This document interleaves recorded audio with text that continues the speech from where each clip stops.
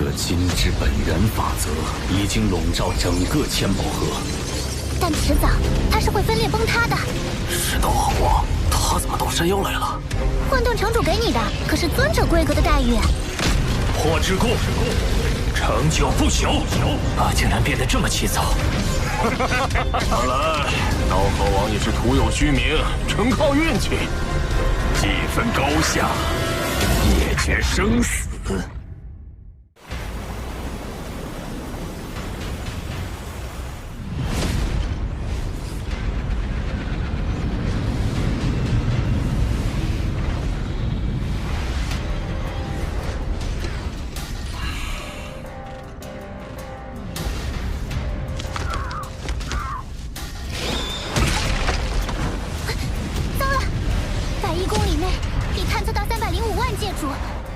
112名不朽，合围的人数还在不断增加。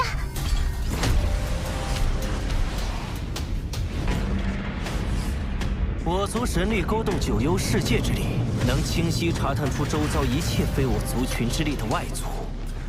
数百万将士合力，我就不信那外族逃得脱。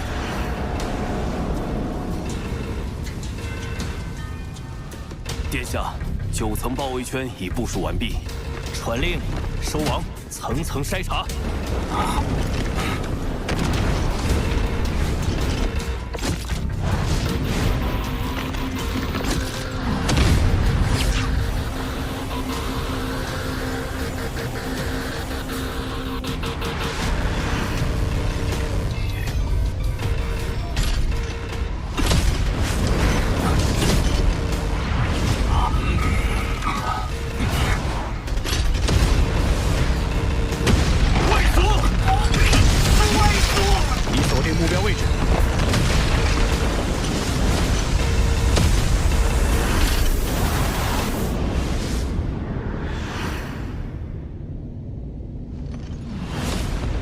800不朽听令，九幽合击。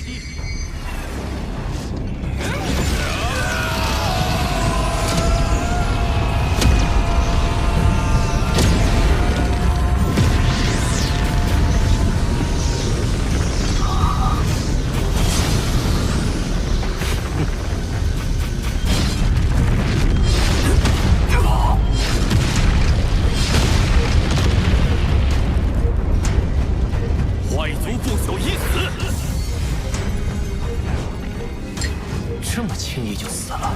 不对，才这么点东西，他肯定是假的。众将士归位，包围圈继续收缩。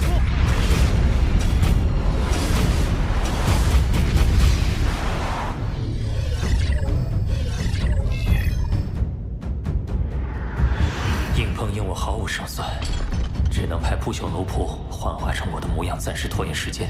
现在就看是包围圈收缩的快，还是魔杀族分身赶来的快了。好可怕的阻力，不仅无法瞬移，连返回都难。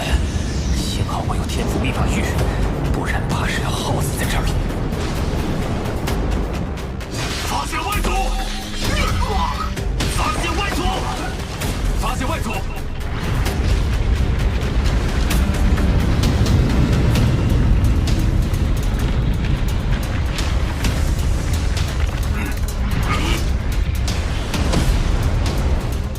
果然，按照原计划，扫灭一切外族，绝不放走一个。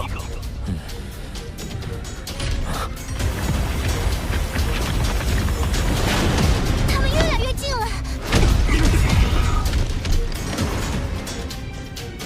已经杀了39个，包围圈直径已缩小至10万公里，他快藏不住了。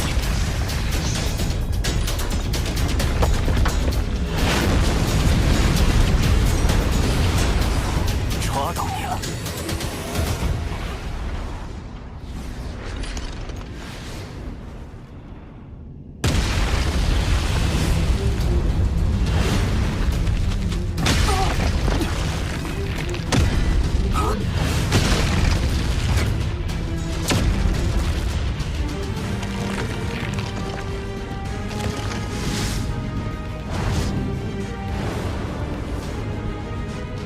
皇子殿下，都找遍了，这里连一丝外族的气息都没有，怎么会？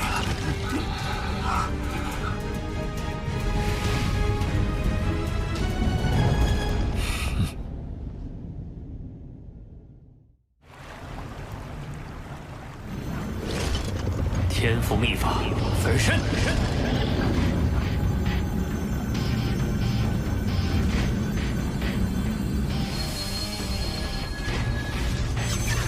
世界树的生命层次接近我体内世界孕育的极限，是成功，还是？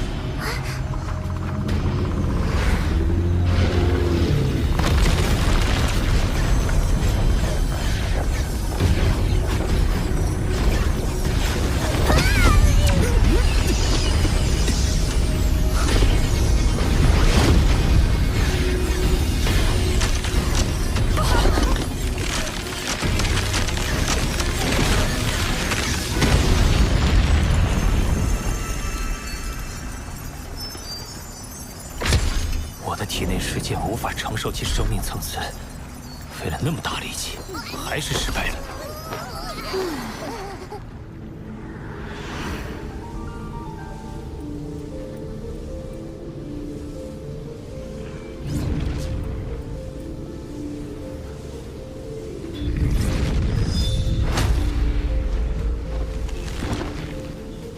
身体大小决定着神力多寡。若第三分身拥有足量神力供给，可大大提高我的保命能力。还有什么借助其特殊生命，像世界树那样拥有庞大身体，适合作为我的第三分身？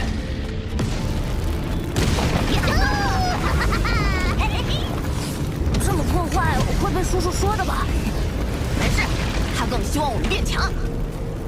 婴儿就是行星级，成年便是界主。这族群还真是强大。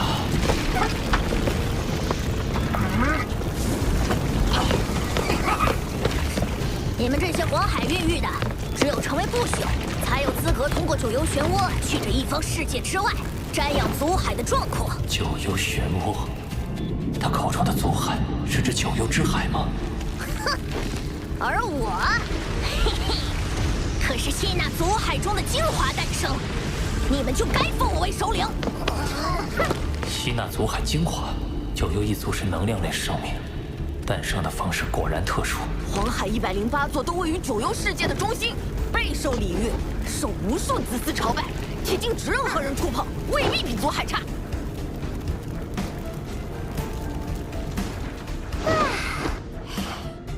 先前听说这里有108位皇子，没想到黄海竟然也是108座。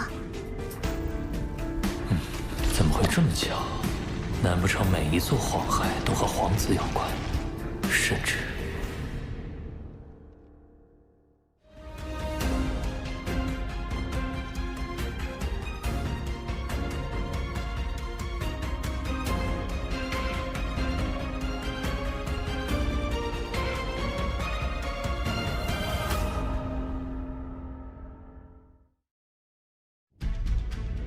九幽皇子就是黄海，而九幽时空的主宰九幽之主就是九幽之海。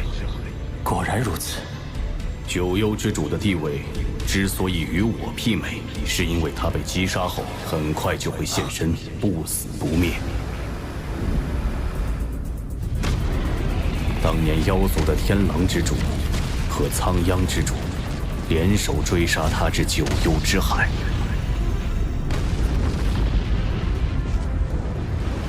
九幽之主逃入海中消失，随即整个海洋的无尽神力燃烧。苍央之主瞬间就被灭杀，天狼之主则靠至宝天狼殿才侥幸逃出。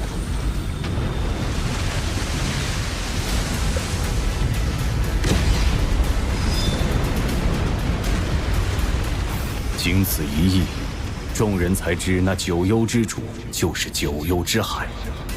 他一旦死了，九幽之海中就会诞生出新的一位，而九幽之海便是他源源不绝的能量源泉。有那直径10几光年的神力海洋，宇宙中谁能和他比拼神力？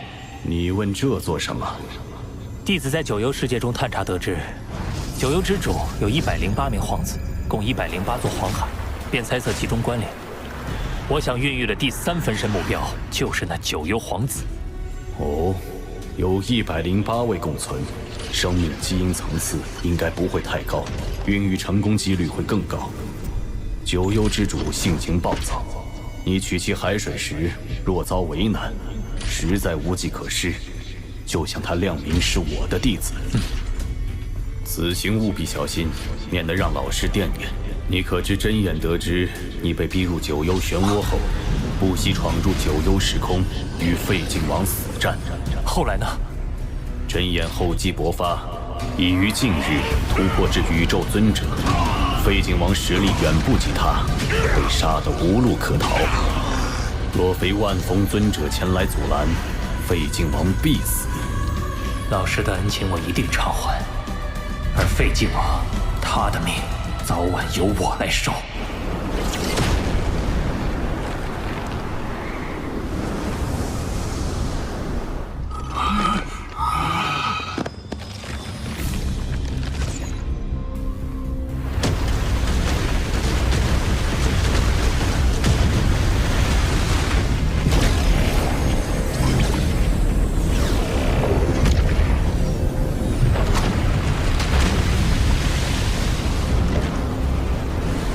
跪拜的那些，应是尚未孕育生命的借助级皇子的黄海，适合孕育分身。你呆站在这干什么？啊！欣赏黄海的壮阔，一时愣神。小心点儿，海水严禁碰触。明白。希望九幽之主不会在乎这点海水。为了第3分身，为了将来的机遇，拼了！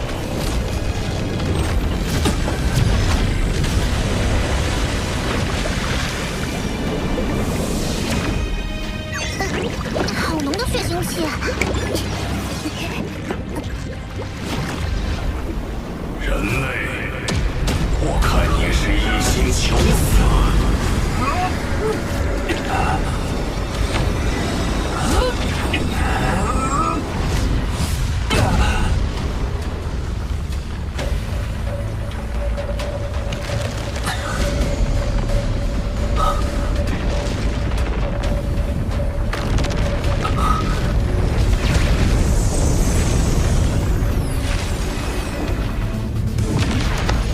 拜见九幽之主。你在此逗留已久，应该知道黄海是禁止触碰的，竟还胆敢弄走海水。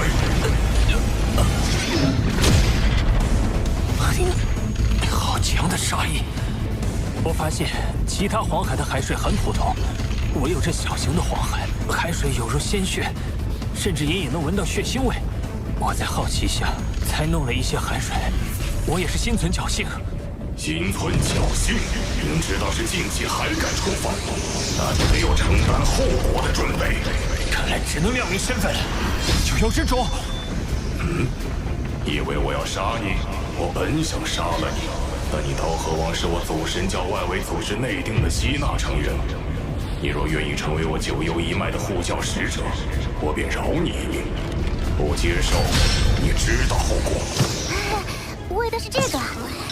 听说修炼兽神之道至5重传承者，就必须加入祖神教外围组织。你加入本就是迟早的事。加入还是不加入？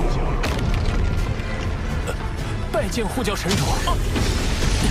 你倒是聪慧，这是祖神令，你可借此与祖神教联系，切勿丢失。明白。去吧。刀河王可是自己送上门来的，那几个老家伙要是知道他入了我这一脉，不知会怎样。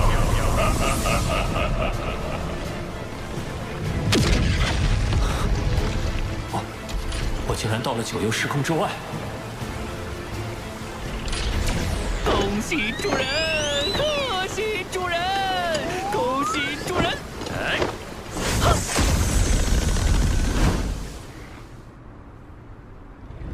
海水到手，可以再孕育第3分身了。天赋秘法，分身。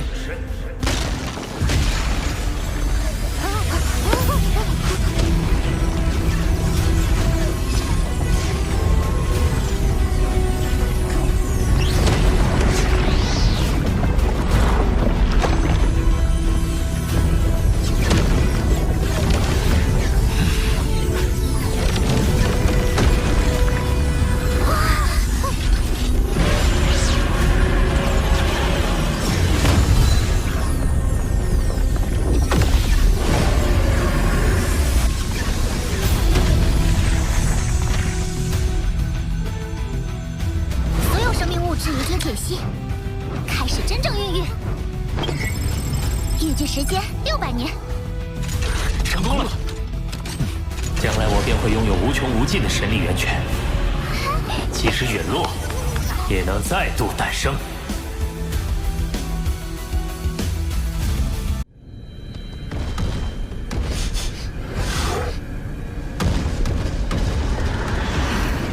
你在宝藏之地都过了1000万次了，死心吧。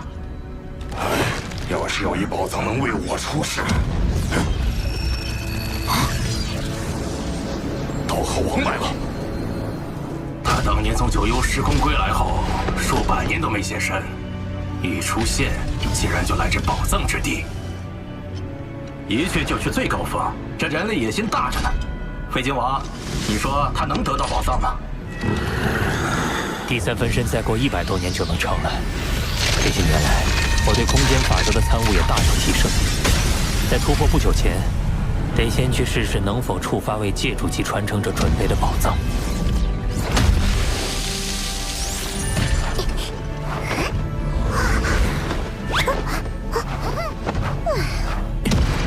他还差得远。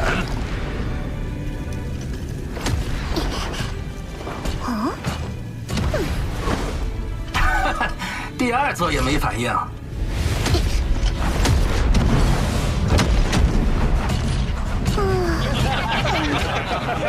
小小刀和王，这下该知道自己的斤两了。开启宝藏真难啊，这是最后一座了。没事，本就是来碰碰运气。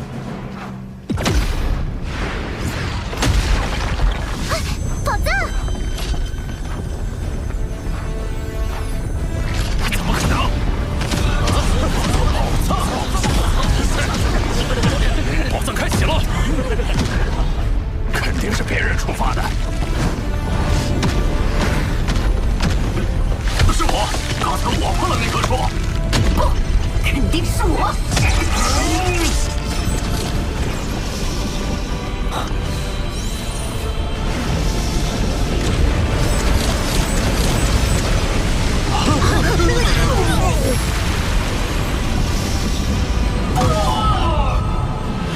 只有刀和王还没出来。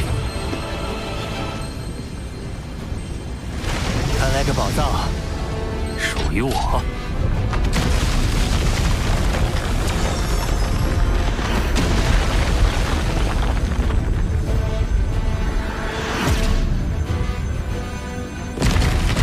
此处的宝藏可都有媲美至宝的价值，不知这戒指里会是什么？刀和王，日后我一定会让你明白，自身实力才是根本。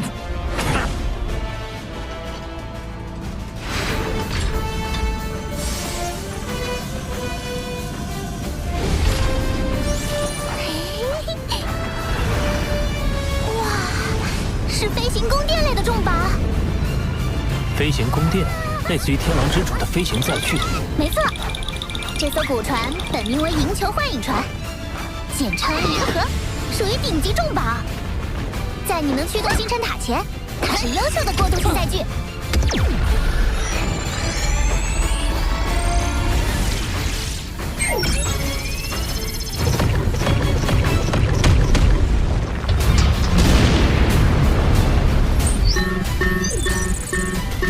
进入失败。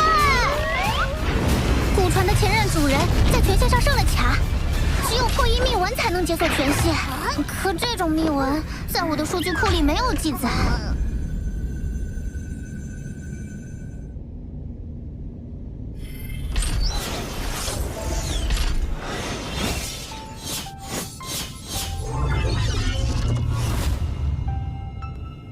原来是他。这位乘风前辈是？乘风，祖神教最早时期的8大兽神之一，与后天凭借修炼成为兽神的存在不同。自宇宙诞生之初，他便融合本源法则，化身为兽神，属于天生兽神。他实力强大，只是天生兽神凝聚宇宙精华而生，无论鳞甲、皮毛、血液，都具有奇效，是强者眼中的珍宝。包括你使用的血络晶，也是天生兽神留下的。至此，你应能猜出乘风的命运。血落世界的兽神遭强者围杀而死，但乘风前辈也……他早已陨落。哪怕是天生兽神，也逃不过弱肉强食的铁则。于我们人类而言也是如此。罗峰，你是我族将来的支柱，要想保护族群，就必须保证自身实力。眼下，你虽已濒临突破不朽的关口，但唯有先提高生命基因层次，才能在突破后站到更高的起点。这是兽神之血，每滴血都由100颗血络晶凝聚而成。100颗？相比血络晶，兽神之血的力量更易吸纳。寻常人类强者的生命基因层次，100倍就是极限。罗峰，我希望你能远超这个极限。是。这是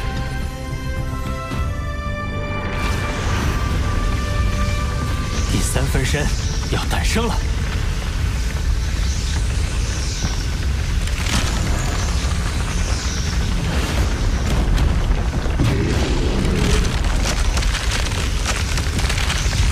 这么大的体积，难道一孕育出来就是一片海洋？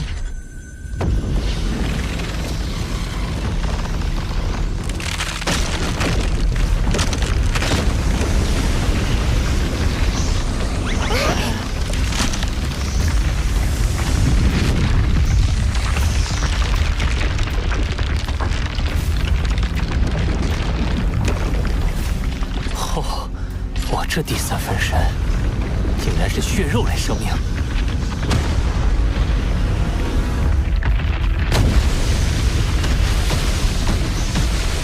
好庞大的体型，体内能积蓄的神力一定也很可观。考虑到与九幽之海的渊源，这第3分身不如就叫幽海分身。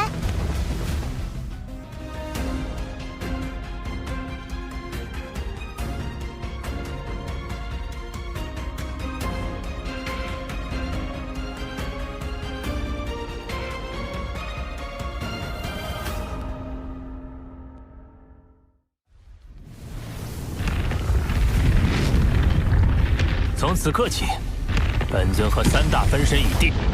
我罗峰到底能在这宇宙强者之林中，成为一棵孱弱树苗，还是最粗壮的参天大树，就看以后我自己的努力了。这具身体内似乎蕴含着庞大的记忆信息，看来我幽海分身有2大天赋秘法：化海与创造。化海？就像黄海和祖海那样。化海，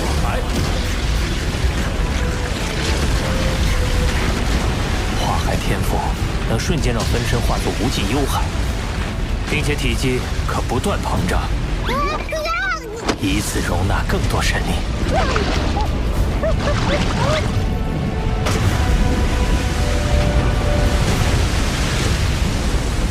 哇，直径10万公里的血海！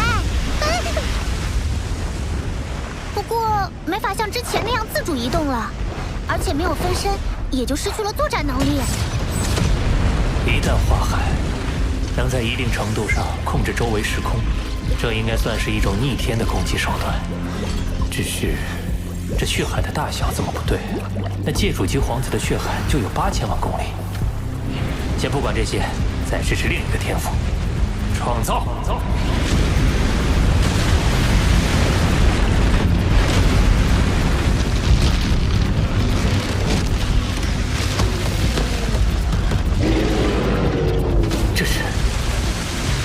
进幽海中提炼出能量，再对生命基因进行组合，最终凝聚成生命。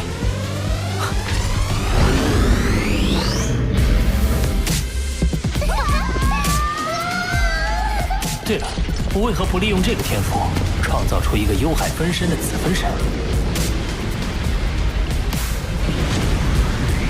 这个子分身可以用于存放意识，就算被毁，也可以再度凝聚。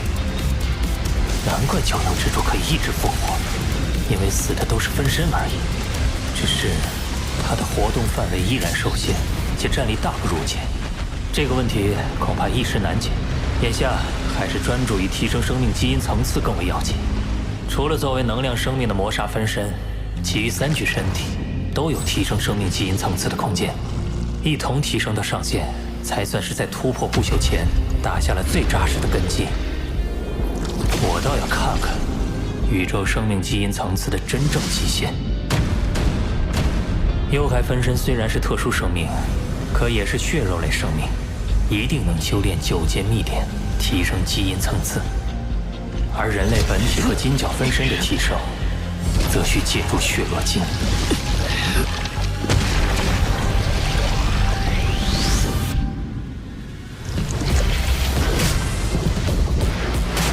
金角巨兽融合血罗晶的数量已超300克，人类本尊却仅能融合82克。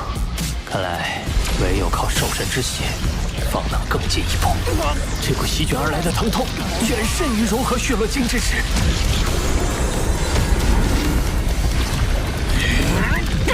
对9阶秘典第5阶的领悟，已为我和金角分身打下48倍生命基因层次的基础。如今，金角分身的基因层次已达6400倍，人类本体虽有不及，但也超过了3000倍。废镜王的基因层次也才2000倍，突破不朽后，他恐怕就不是你的对手了。3600倍，7200倍。幽海分身的基因层次，通过领悟秘典，甚至超过了金角巨兽。啊！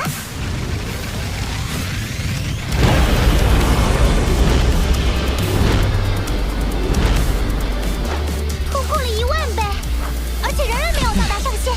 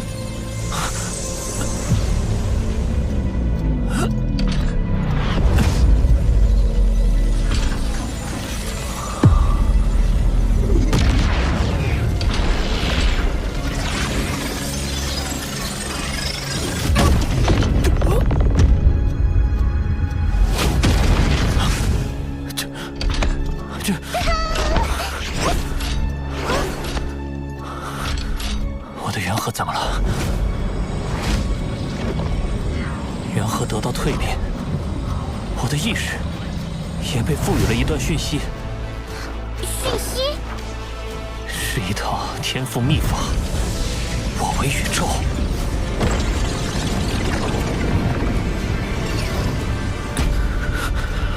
它的威能极大，一旦施展，身体将瞬间化为微型宇宙，困于其中的敌人将实力大减，自身则实力大增。若是自爆，威力甚至堪比宇宙爆炸，可直接湮灭敌人。太离谱了！我跟着主人纵横宇宙这么多年，也想象不出它的威力。不过，该秘法耗费极大，以人类本体和金角分身的神力，甚至不足以施展一次。就算是神力最充沛的幽海分身，也会在施展10次后燃尽身体，而之后的神力补充又会十分缓慢。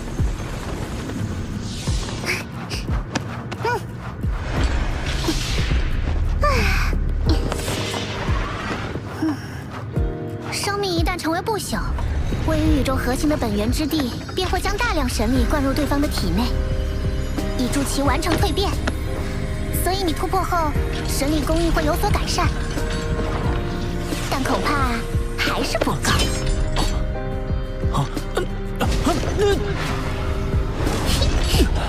除非你在成为不朽前，最大限度提高神力的承载力，便可在突破后受到更多的神力灌注。